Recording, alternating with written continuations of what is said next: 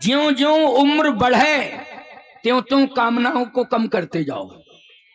समझ रहे? इच्छाओं का दमन करते जाओ। क्या करते जाओ? ज्यों ज्यों उम्र बढ़े त्यों त्यों इच्छाओं को कम करते जाओ। करते जाना चाहिए कि नहीं? ज्यों ज्यों उम्र बढ़े त्यों त्यों भोजन बढ़ाना है कि घटाना है? जल्दी बोलो। भोजन को कम करना है, इच्छाओं को कम करना है, नींद भी कम लेना है।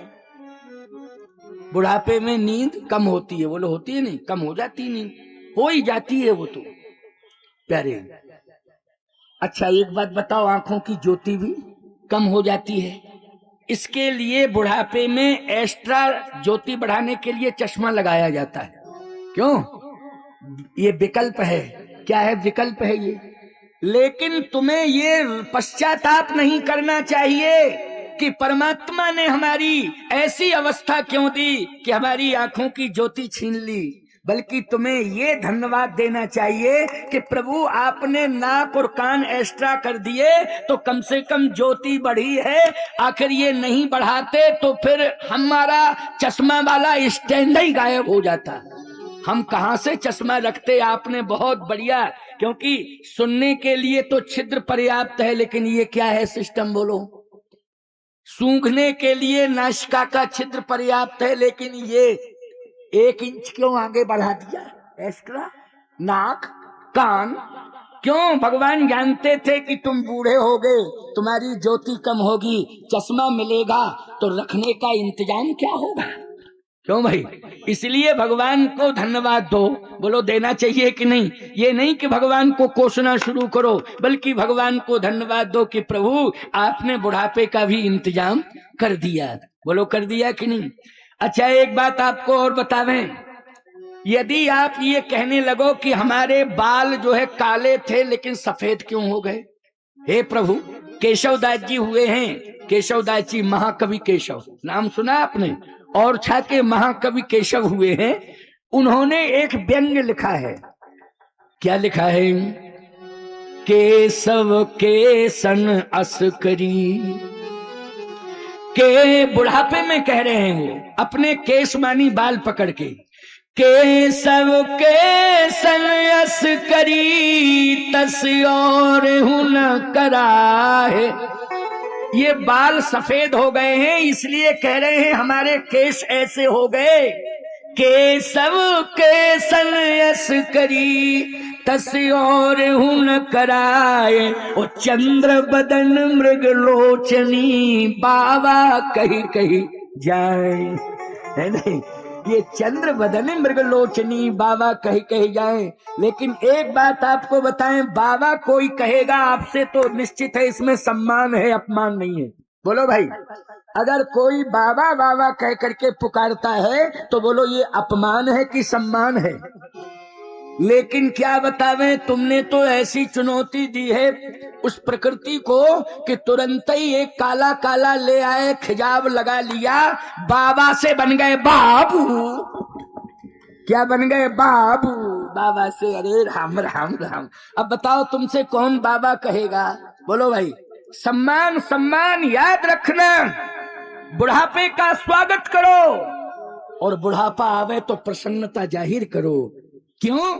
हमारा शास्त्र कहता है, सनातन कहता है कि जवानी में व्यक्ति इंसान होता है और बुढ़ापे में व्यक्ति भगवान होता है। बुढ़ापे में व्यक्ति भगवान होता है। बोलो भाई, जवानी में क्या होता है? इंसान होता है, लेकिन सनातन धर्म कहता है कि बुढ़ापे में व्यक्ति भगवान होता है। जो घर में बूढ़े लोग होते हैं, लोग कहते हैं हमारे घर के देवता हैं, ये हमारे घर के क्या हैं? भगवान हैं। बोलो यही मान्यता है कि नहीं? इसलिए हमें परमात्मा के सिस्टम पर किसी भी प्रकार की टिप्पणी नहीं करना चाहिए। ईश्वर ने जो दिया है उसका स्वागत है। बोलो प्रभात आता है, आता है कि नहीं आता है? फिर मध्याह्न आता है, तो एक सूर्य प्रभात का होता है, एक सूर्य मध्याह्न का होता है और एक सूर्य अस्त का होता है। क्यों भाई, होता है कि नहीं? उसने भी अपनी कलाएं बदली कि नहीं बदली? बोलो, जो सूर्य इतना सामर्थ्यवान है कि पूरी संसार को प्रकाश देता है, लेकिन उसने भी प्रहर स्वीकार किए हैं। बोलो, किए हैं कि नहीं किए हैं? और उन प्रहरों का उसने स्वागत किया है। बोलो, किया है स्वागत कि नहीं किया है? इसलिए ये अवस्था ज्यों ज्यों हमारी जिस समय जैसी पहुंचती है, तो हमें इसको कोसना नहीं चाहिए, बल्कि ईश्वर को हर समय धन्यवाद देना चाहिए, ईश्वर को हर समय हमें प्रणाम करना चाहिए और यही कहना चाहिए, धन्य है प्रभु, आप जो कर रहे हैं वो अच्छा ही कर रहे हैं।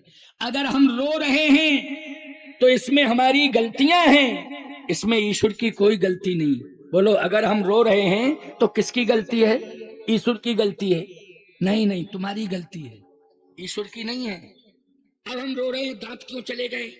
मिठाई तुमने खूब खाई, क्या भगवान ने खिलाई? तुमने खाई मिठाई, कीड़े लग गए, गिर गए, दांत चले गए, क्या करोगे? अभी भी ऐसे 80 साल के बुढ़े मिल जाएंगे जिनके टकाटक दांत हैं। क्यों? उन्होंने दांतों पर ध्यान दिया है, इसलिए उनके दांत अभी भी सुरक्षित हैं। उन्होंने आंखों पर ध्यान दिया है तो अभी चश्मा नहीं लगता है। अगर बैतूल जिले में छटनी की जाए ईमानदारी से तो सैकड़ों 80 साल के बूढ़े बिना चश्मा के पढ़ लेते हैं। बोलो, पढ़ लेते हैं कि नहीं पढ़ लेते हैं? सही बताओ। अगर ऐसा हो तो ऐसे करो, ना हो तो ऐसे करो, क्योंकि पंचायती राज्य है, स्वतंत्र भारत है, हम क्या बिगाड़ लेंगे तुम्हारा। लेकिन बात सही है, जो बात सही है उसे मानना पड़ेगा। जिन्होंने संयम बरता है बुढ़ापे में भी वो प्रभावित नहीं हो रहे, और जिन्होंने थोड़ी गलतियां कर डाली हैं वो बुढ़ापा तो देखा ही नहीं पा रहे हैं, जवानी में ही उनको बुढ़ापा भी नहीं मिल रहा है देखने को, जवानी में ही जा रहे हैं। बोलो भाई, जा रहे हैं कि नहीं जा रहे हैं? क्योंकि गलतियों के कारण। अगर कोई लड़का जवान खुली ठंडी में 80-90 की स्पीड से मोटरसाइकिल दौड़ाएगा और खुले कान होंगे, ईमानदारी के साथ बताओ, प्रभावित होगा कि नहीं होगा? होगा। और उसने अगर ज्यादा एक्सीलेटर बढ़ा दिया फिर तो इतना प्रभावित होगा कि हीरो जीरो। क्यों भाई? हीरो जीरो, इतना प्रभावित हो जाएगा। ये गलती है, हम गलतियां कर रहे हैं और परमात्मा को दोष दे रहे हैं, ये हमारी बुद्धि की अल्पज्ञता है। इसलिए हमें आज कथा से अपनी गलतियों को दूर करना है कि हमारे जीवन में जो गलतियां हैं उनमें हम सुधार लाएं, परिवर्तन करें। बोलो, इसके लिए ही हमें बुलाया गया कि नहीं? इसके लिए ही राम कथा कराई गई है। इसलिए प्यारे, आप परिवार सहित आकर के कथा सुनिए और परिवार सहित रिश्तेदारों के सहित आकर के प्रतिदिन बैठ करके एक साधु वाणी से चिंतन सुन लीजिए, बहुत बड़ा परिवर्तन हो जाएगा। मैं चैलेंज के साथ कह रहा हूं, एक ना एक शब्द कथा में ऐसा आ जाएगा कि सुनते ही हृदय परिवर्तन हो जाएगा, जिंदगी बदल जाएगी। लेकिन आने की जरूरत है और सुनने की जरूरत है। तो आओ, उस राजा ने महात्मा से कहा, संतों से कहा, तो संतों ने कहा कि इसके लिए तुम्हें पहले तो राज्य छोड़ना पड़ेगा। अब आप कह सकते हो कि महाराज जी, राजा है, भाग्य से राज्य मिल गया। प्यारे, अवस्था आने पर ईमानदारी के साथ बताओ, अवस्था ज्यादा होने पर जिम्मेदारियों से निवृत्ति लेना चाहिए कि नहीं? लेना चाहिए कि नहीं? तो उस राजा की उम्र चतुर्थ अवस्था में प्रवेश कर गई थी, और चतुर्थ अवस्था में अगर प्रवेश कर गई है तो बोलो, निवृत्त मार्गी होना चाहिए कि नहीं होना चाहिए? हम राजतंत्र का विरोध नहीं कर रहे हैं, हम व्यापार का विरोध नहीं कर रहे हैं, हम सरकार का विरोध नहीं कर रहे हैं, हम सिद्धांत की बात कह रहे हैं। बोलो, कह रहे हैं कि नहीं? सिद्धांत की बात कह रहे हैं। सरकार 60 वर्ष के बाद रिटायर कर देती है, और राजनीति में कोई नेता रिटायर ही नहीं होता। कोई नेता ही रिटायर नहीं होता है राजनीति में। वो बात अलग है कि टिकट ही ना मिले। क्यों भाई? अगर टिकट ही ना मिले तो ये अलग बात है, लेकिन मन से वो रिटायर नहीं होता है। क्यों भाई? मन से वो रिटायर नहीं होता है। मन से तो यही कहता है कि मुझे हमेशा हमेशा हमेशा हमेशा कोई ना कोई पद जो है मिलता रहे, हम कभी पद से वंचित ना हो, हमेशा हमेशा। सावधानी से मेरी बात को सुनना। चतुर्थ अवस्था में चाहे राजनीति कर रहे हो, चाहे व्यापार कर रहे हो, और चाहे आप संसार का कोई दायित्व लिए हो, लेकिन चतुर्थ अवस्था में निवृत्त मार्गी हो जाना चाहिए। ये महात्माओं की सलाह है ग्रंथ के माध्यम से। तो आपको उस राजा का क्या नाम है, वो कौन है? बड़ा धार्मिक राजा है। हो न विषय विराग, भवन बसत भा चौथपन, हृदय बहुत दुख लाग, जन्म गयऊ हरि भजन बिनु, जन्म गयऊ हरि भगति बिनु। बिना भजन के, बिना भक्ति के मेरा जीवन चला गया। और उम्र क्या है? जन्म गयऊ हरि भगत बिन, लेकिन हो न विषय विराग, भवन बसत भा चौथपन। चौथपन, चौथपन, चौथेपन का मतलब है चौथेपन जाइए नृप कानन। तो कानन का अर्थ है कि निवृत्त मार्गी हो जाओ आप। क्या हो जाओ? निवृत्त मार्गी हो जाओ, और एकांत में रह करके, घर में ही एकांत बना लो, वहां पर भजन करो। अब तो वन है तो वो फॉरेस्ट के अंडर में है, तुम रहोगे एक दिन नहीं रह पाओगे, तुरंत ही पकड़ लिए जाओगे, अरेस्ट हो जाओगे। क्यों भाई? क्या बात है? लकड़ी चोर, लकड़ी चोर, लकड़ी चोर। अरे राम राम, हम भजन करने आए, तुम लकड़ी चोर कह रहे हो। क्यों भाई? बोलो भाई, बड़ी समस्या है कि नहीं? हम आपको एक बात बतावे, हमारे चित्रकूट में 84 कोष में वन है। तो एक जंगल में मंदाकिनी के किनारे टाठी घाट है, टाठी घाट। वहां पर संत बहुत हैं, कम से कम 100-150 साधु हैं। और वो जंगल में मंदाकिनी के तट पर लकड़ी की कुटिया बनाए हैं, घास फूस की, वहां रहते, स्नान करते, वहीं धूना लगा रहता है, वहीं टिक्कर चलता रहता है, वहीं पाते, वहीं सोते हैं। 150-200 साधु है प्यारे। पहले के जो फॉरेस्ट के अधिकारी थे उनमें श्रद्धा थी, लेकिन अब आजकल के जो नए नए अधिकारी हो रहे हैं, कर्मचारी हो रहे हैं, उनमें श्रद्धा का अभाव है।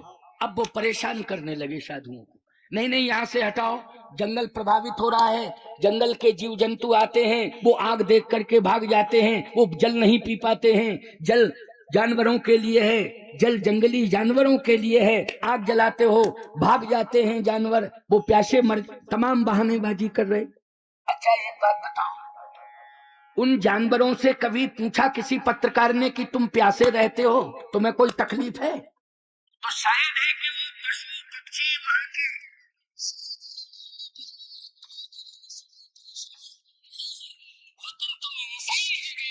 परेशानी दिखाई देने लगी है। अब बताओ, आज की कंडीशन में जब महात्मा नहीं रह पा रहे जंगल में, तो तुम लोग रह पाओगे क्या? नहीं रह पाओगे। लेकिन कलयुग की यही व्याख्या है कि भवन बसत भा चौथपन, तो चौथेपन जाइए नृप कानन। चतुर्थ अवस्था में घर में ही एकांत बना लो अपना, और वहां जाकर के जिम्मेवारी अपने बच्चों को दे दो, और तुम पति पत्नी एकांत में बस केवल भजन करो, भगवान का ध्यान करो, ध्यान करो, बस प्रपंच में मत पड़ो। बहुत कर लिया तुमने भाई। अच्छा एक बात बताओ, तुम चिंता करोगे, जब तुम चले जाओगे तब कौन करेगा? फिर आखिर जाना तो पड़ेगा ही, बोलो।